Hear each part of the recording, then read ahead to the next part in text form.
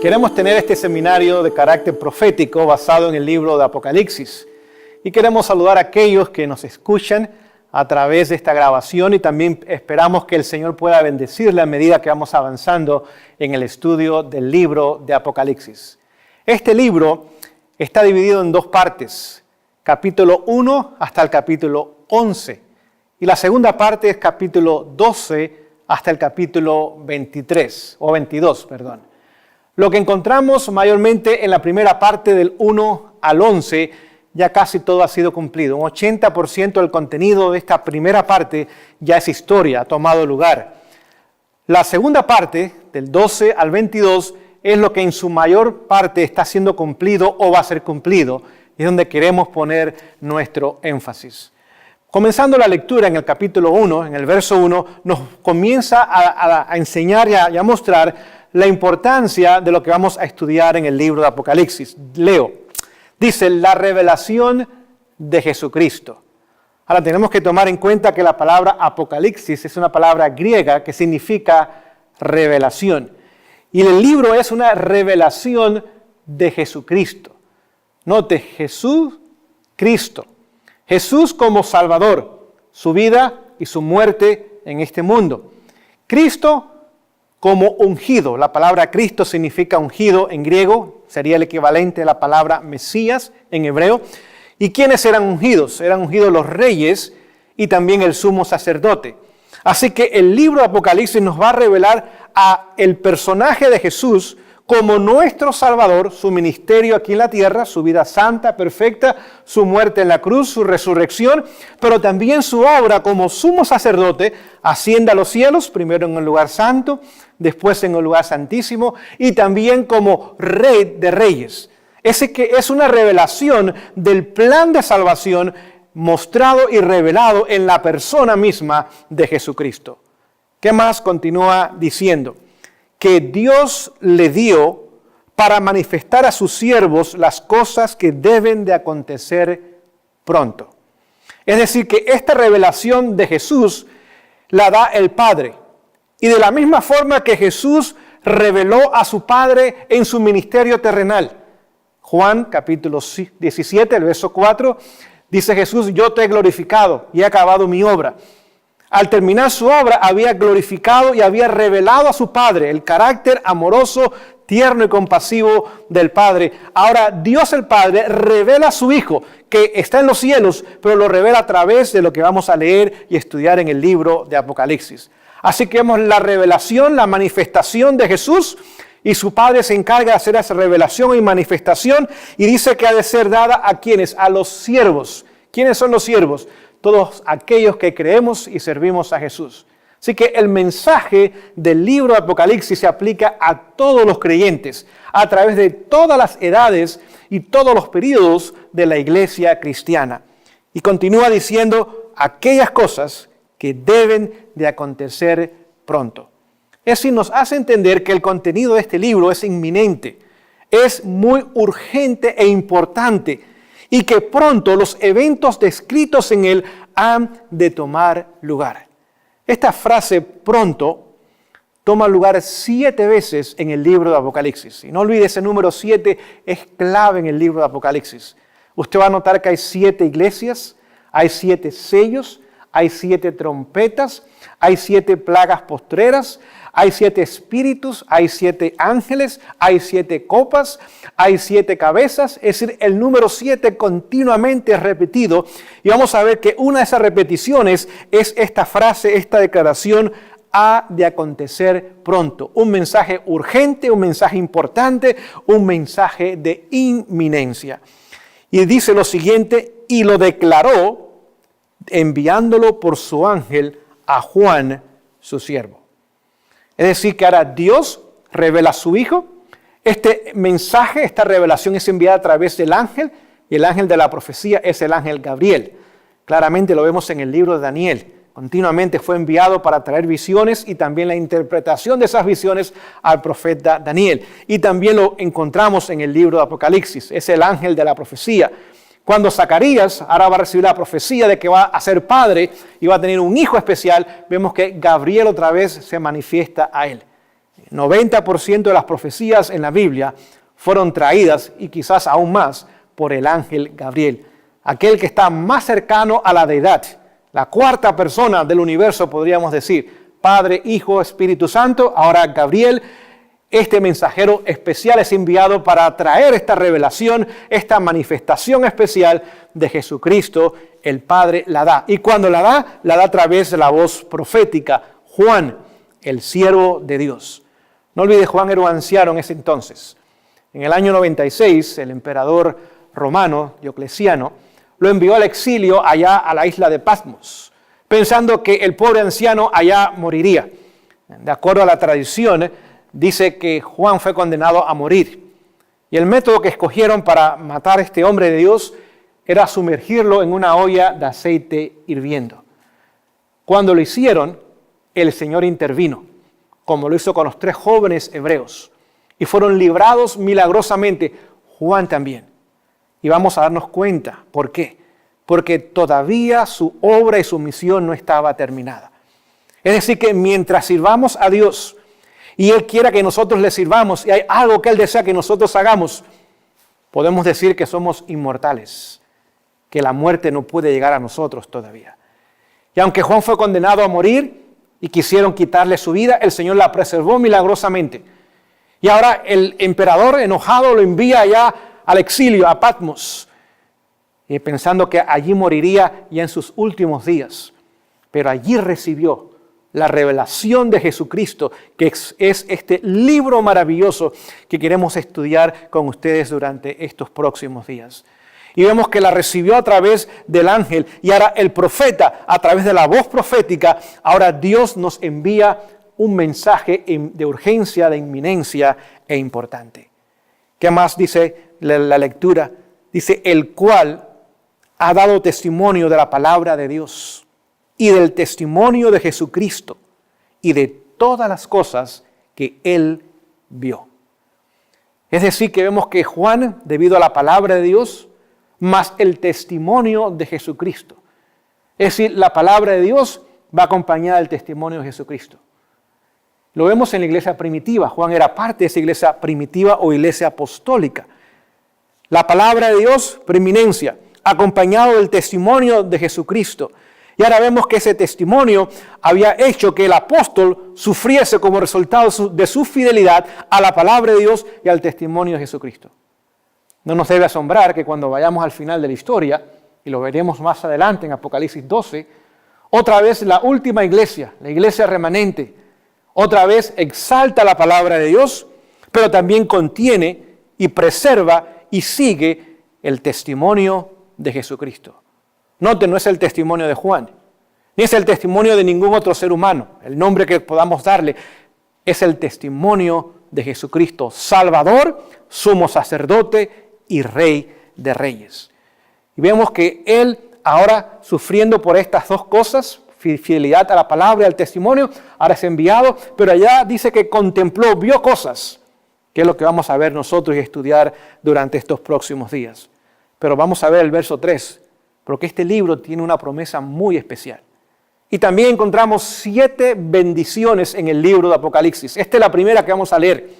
La última la encontraríamos en el capítulo 22, el verso 14. Dice, bienaventurados los que guardan sus mandamientos, para que tengan el derecho de entrar por las puertas y morar otra vez en la nueva Jerusalén. Así que vemos la primera bienaventuranza y mencionamos la última, pero hay 7 bienaventuranzas en el libro de Apocalipsis. Vamos a ver cuál es esta. Dice, bienaventurado el que lee y los que oyen las palabras de esta profecía y que guardan las cosas que en ellas están escritas, porque el tiempo está cerca. Así que encontramos la segunda vez de las 7 donde nos dice que el tiempo es corto, que el tiempo está cerca. ¿Quiénes son bienaventurados en primer lugar? Pues acabamos de leerlo, los que leen. Es decir, este libro debe ser estudiado, investigado, debe ser leído en forma individual.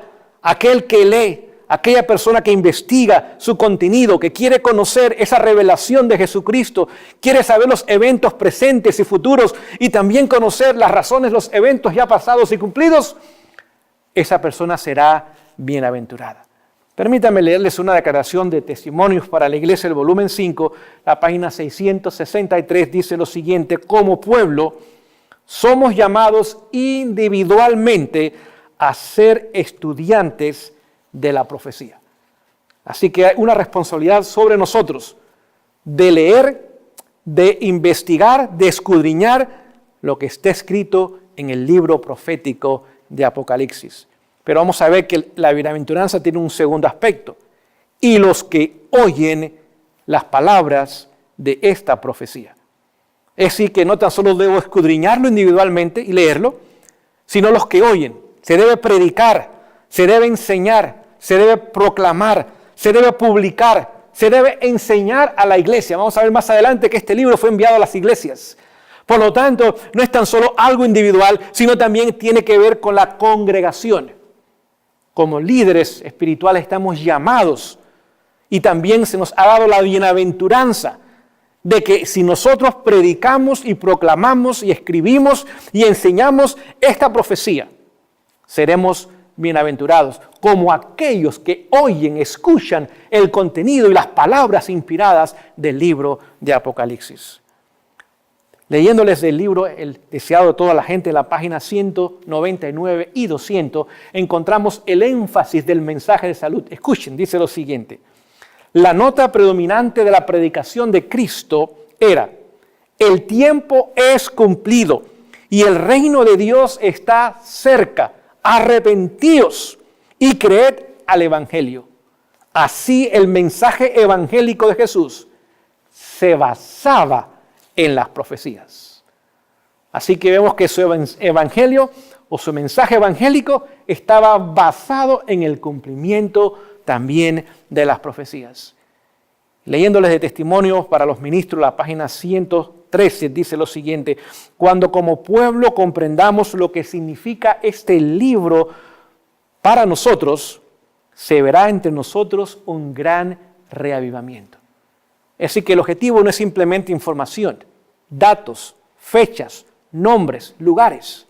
El objetivo es traer dentro de nosotros como pueblo un despertar, un reavivamiento, como leímos de Jesús, pues el tiempo está corto, el tiempo está cercano, es tiempo de arrepentirse y de convertirse, porque el cumplimiento de las profecías nos señalan que el reloj de la historia está por terminar. Y son pocos y cortos los días que nos quedan de preparación. Continúa la lectura en la página 112, dice: se necesita un estudio mucho más detenido de la palabra de Dios, especialmente Daniel y el Apocalipsis. Así que no tenemos simplemente que leer rápido, tenemos que detenernos en el estudio de la palabra de Dios, ir escudriñando, ir profundizando, ir sacando como el minero de lo profundo de la tierra esas gemas y ese tesoro que está escondido. Pero sobre todo deberíamos enfatizar el libro de Daniel y el libro de Apocalipsis. No olvide, la palabra de Dios, 26% de ellas es profecías. Así que más de un cuarto de la Biblia es de énfasis profético. No podemos ignorar las profecías. No podemos decir, bueno, no es importante o no tiene nada que ver con mi experiencia espiritual. Dice que cuando escudriñemos estos libros, habrá un reavivamiento y que debemos detenidamente escudriñarlos, sobre todo estos libros proféticos. Y termina la cita diciendo: deben recibir atención como nunca antes en la historia de nuestra obra. Así que deben enfatizarse el contenido maravilloso que encontramos en estos libros. Déjenme leerles otra declaración más que nos va a ayudar a entender la importancia de la lectura del libro de Apocalipsis. Leyendo el mismo testimonio para los ministros, ahora leo en la página 114, dice lo siguiente: cuando los libros de Daniel y Apocalipsis sean mejor entendidos, sí, tenemos que escudriñarlos y entenderlos mejor. No es simplemente una lectura superficial. Tenemos que ir profundamente y ir comparando cómo la historia prueba el cumplimiento profético exactamente. Por lo tanto, en el presente y en el futuro, lo mismo ha de tomar lugar. Cuando los libros de Daniel y Apocalipsis sean mejor entendidos, los creyentes tendrán una experiencia religiosa completamente distinta. Es decir, el Señor quiere hacer una obra con nosotros. Quiere ver un pueblo consagrado, un pueblo entregado, un pueblo que le ama, un pueblo que le sirve, ama a su prójimo, un pueblo que está en preparación para la eternidad, un pueblo que reconoce el momento de la historia en el cual está viviendo, un pueblo que tiene un sentido de misión basado en el contenido de la palabra de Dios, sobre todo enseñados por las profecías. Y hará en nosotros una obra mucho más profunda de lo que hasta el momento ha sido hecha. Por lo tanto, vemos la segunda parte de la bendición, los que leen y los que escuchan las palabras de este libro. Pero hay una tercera parte de la bendición, y guardan las cosas en ellas escritas. Es decir, aquellos que aprecian, que valoran las amonestaciones, los llamados, la obra que el Señor quiere hacer, que reconocen que realmente lo que el libro contiene es de sumo valor y de suma importancia. Y que ahora comienzan a poner su vida en armonía con el tiempo en el cual estamos viviendo, en expectativa de la inminencia del regreso de Jesús y de desenlace de los eventos finales de la historia. Dice, para aquellos que lean, aquellos que escuchen, aquellos que hagan caso, aquellos que no ignoren, aquellos que no pongan a un lado, aquellos que no menoscaben sus principios y sus enseñanzas, ellos también serán bendecidos. Es más, quiero leerles una declaración más. Esta la encontramos en el libro Conflicto de los Siglos. Y voy a leerles la declaración que nos va a ayudar a entender un poco mejor lo que estamos tratando de compartir con ustedes en esta mañana. Voy a leerles de la página 340. Dice, muchos se niegan a tomar en cuenta las amonestaciones e instrucciones contenidas en el libro de Apocalipsis. Lamentablemente, muchos, quizás podríamos cambiar la palabra ahí, la mayoría, no reconocen y no toman en serio las amonestaciones y las instrucciones contenidas en el libro de Apocalipsis. Ninguno de ellos tiene derecho a la bendición prometida. ¿Escuchamos? Así que si no guardamos sus amonestaciones y sus instrucciones, no tenemos derecho a las bendiciones prometidas. Todos los que ridiculizan los argumentos de la profecía y se mofan de los símbolos dados solemnemente en ellas, todos los que se niegan a reformar sus vidas y a prepararse para la venida del Hijo del Hombre, no serán bendecidos. Por lo tanto, vemos que su contenido es más que simplemente información. Es más que simplemente teoría. Algo tiene que pasar en nuestras vidas que traiga un despertar, un reavivamiento, que nos lleve a una reforma en preparación a la venida de Jesús. Aquellos que leamos, aquellos que escuchemos y que tomemos en serio sus amonestaciones e instrucciones en preparación al regreso de Jesús, seremos bendecidos. Pero continúa diciendo la declaración, a Juan le fueron descubiertos cuadros de la experiencia de la iglesia que resultaban de interés profundo y conmovedor. Es decir, que él pudo observar cosas que realmente impactan la iglesia y deben conmovernos y deben tener nuestro interés. Vio las circunstancias, los peligros, las luchas y la liberación final del pueblo de Dios. Y gracias a Dios por esa declaración, la liberación final del pueblo de Dios. Consigna los mensajes finales que han de ser madurar la mies de la tierra, ya sea en gavillas para el granero celestial o en manojos para los fuegos de la destrucción. Así que el contenido de Apocalipsis madura el mundo, o para salvación o para perdición. Muy importante lo que estamos leyendo y lo que vamos a estudiar en él. Le fueron revelados asuntos de suma importancia, no nada más importancia, de suma o de máxima importancia, especialmente para la última iglesia, la Odisea. Es decir, que de las 7 iglesias, la última, el Señor ha puesto en ella la bendición aún mayor de poder entender y comprender como ninguna otra iglesia de la historia cristiana el contenido y el impacto que debe hacer y producir en las vidas de los creyentes el estudio concienzudo y profundo del libro de Apocalipsis. Continúa la lectura dice lo siguiente: con el objeto de que los que se viesen con el objeto de que los que se volviesen del error a la verdad pudiesen ser instruidos con respecto a los peligros y luchas que les esperaban. Nadie necesita estar a oscuras en lo que concierne a lo de que ha de acontecer en la tierra. Es decir, que este libro va a ayudar a que la gente salga del error, de las tinieblas, de las falsas enseñanzas, de los falsos sistemas, y ahora puedan venir a la verdad y al conocimiento de la verdad. Y les va a revelar a ellos los peligros y las luchas que el enemigo ha de crear y de traer a nuestras vidas. Pero también dice acá que ahora podrán ellos discernir, comprender críticamente, con lógica, los eventos de la historia y darse cuenta en el momento de la historia en los cuales nos ha tocado vivir. Hace una pregunta: ¿por qué existe pues esta ignorancia general acerca de tan importante porción de las Escrituras? ¿Cómo es que el mundo no entiende este libro? ¿Cómo es que las iglesias tampoco entienden este libro? ¿Por qué hay tanta ignorancia en relación a esto? Vamos a ver la razón. ¿Por qué es tan universal la falta de voluntad para investigar sus enseñanzas?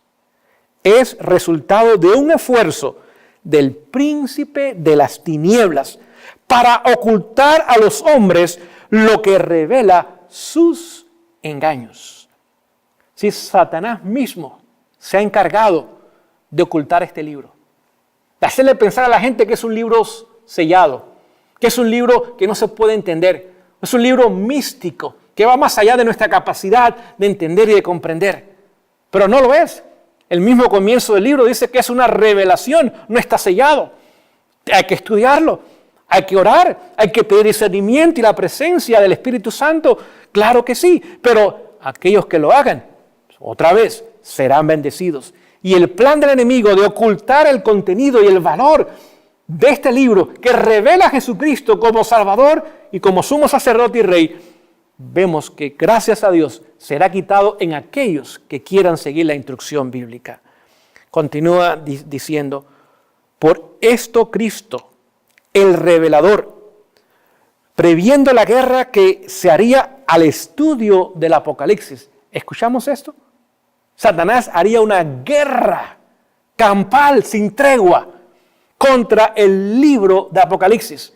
Por supuesto que él odia toda la Biblia, pero vemos que en especial desprecia y odia el contenido y información valiosísima de oro que encontramos en este libro. Pero Cristo, el revelador de quien este libro habla y nos muestra, se va a encargar de deshacer esa obra.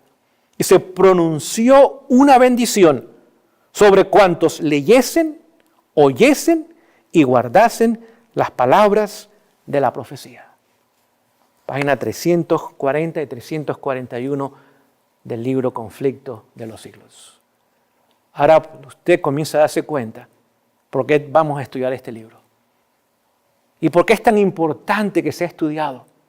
Por qué es tan importante que sea oído. Y por qué es tan importante que sus instrucciones y amonestaciones sean puestas en práctica en nuestras vidas, en nuestros hogares, en nuestras iglesias, en nuestras instituciones. Porque este libro revela el plan de salvación a través de Cristo Jesús, Señor, Salvador, Sumo Sacerdote y Rey. Vemos que este libro ahora está basado también en el santuario. En el capítulo 1 encontramos a Jesús que está allí en el candelabro, por lo tanto está en el lugar santo. Tan solo el sumo sacerdote podía poner aceite cada mañana y tarde. Tan solo el sumo sacerdote podía cambiar las mechas del candelabro. Si fuéramos al capítulo 4, vemos la adoración del universo al Padre. Capítulo 5, la adoración del universo al Hijo. El trono del Padre, capítulo 4, el trono del Hijo, capítulo 5. El lugar santo, la mesa de la proposición.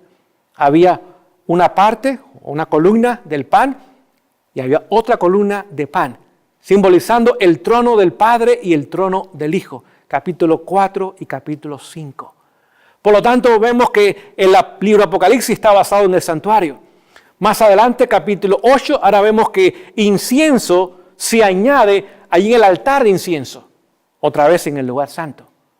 La obra de Jesús en el lugar santo. Fuéramos al capítulo 11, ahora lo vemos en el lugar santísimo, donde se abren los cielos y se contempla el arca del pacto, es decir, el lugar santísimo, donde se encuentra la ley de Dios. Por lo tanto, el libro de Apocalipsis está basado en el mensaje del santuario. Y vemos que su movimiento es del este al oeste. Del este al oeste. Y vemos las profecías se mueven como Jesús se mueve en el santuario.